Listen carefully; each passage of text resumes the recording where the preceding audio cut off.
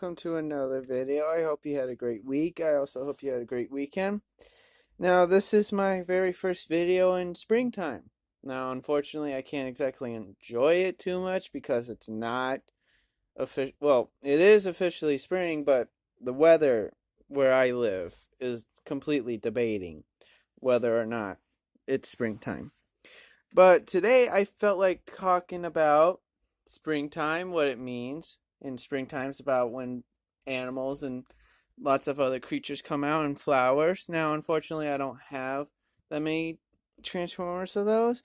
And I can only think of one person who fits the bill of spring. When I think of spring, I think of green and yellow. And I also think of some bees and pollen because that's one of my allergies. And who better than Bumblebee? Now, I'm going to be honest. Bumblebee is my second or third. He jumps around between Megatron and himself, but he is still one of my personal favorite characters in the entire universe. Well, franchise in a way. And yeah, I really love him.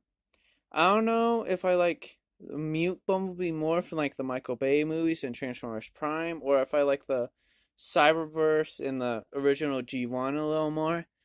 I don't know. I grew up with the Bayverse with him being quiet, but I'm naturally driven to the ones that can talk, like from Cyberverse and and the G1. So I really don't know. And he is like the kid appeal character. He's like all all the kids look up to, which is pretty understandable and fair. I mean, kids look up to Optimus Prime as well, but he suits me more as an adult kind of figure people look up to, which is totally fair. But Bumblebee, he personally goes for more of a kid appeal, and I really like it.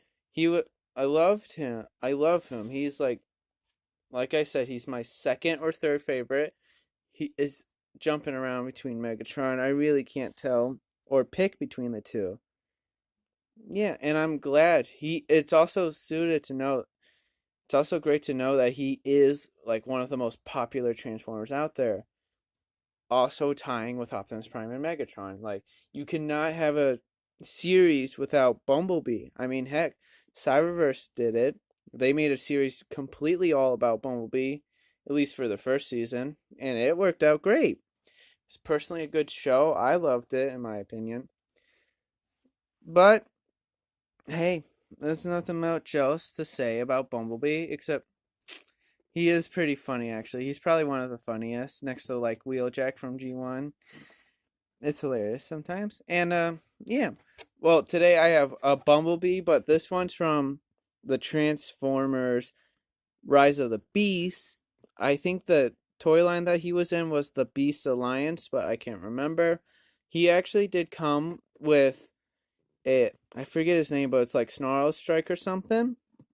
He did come from excuse me. He did actually come from that. And if you also remember, if you guys watch my videos, he was a part of the Christmas gifts that I got. He was one of the front and center kids not kids, toys I had, but it was still pretty exciting to see. Now, I'm going to stop talking about his character and start talking about the toy. Now, he's got nothing at the head, and this is a pretty gimmicky toy, so there are not going to be that many movements. So his arms are on a ball joint, so 360 all the way. Oh, can't reveal that yet. His arms can go out about that far, and you got a little twist and turn right there, so you can block like that. He's got nothing at the waist. His legs can go out about that far. They can go back about that far before stuff gets in the way. He does a little under the split, which is okay. He has overextension on the knee, but that's due to transformation, which you'll find out. His toe can flip around, but that's due to transformation. Yeah, that is exactly all about what we can do for him in terms of the toy. Now, I know in the Bayverse he's a little hit or miss on some of his designs. I personally really like his designs in the Bayverse. Love the Camaro he turns in. Really wish I had a car like his, but I can't complain. I know I said I was gonna stop talking about him, but sometimes it's hard to. I did also say no, I didn't say anything. That was my bad. Huh. There was something I was gonna say. I can't remember. So I'm just gonna jump straight into the transformation. So first, the thing you want to do first is pull this back. You're gonna wanna make sure it's out like that. You're gonna flip this up. You're gonna fold this down now. Make sure it's there. Fold his arms up, and his arms are like just like that. Yep. Then you're gonna flip his feet. Yep. Make sure the flat part's what you can see. And then you're gonna fold his legs down like this.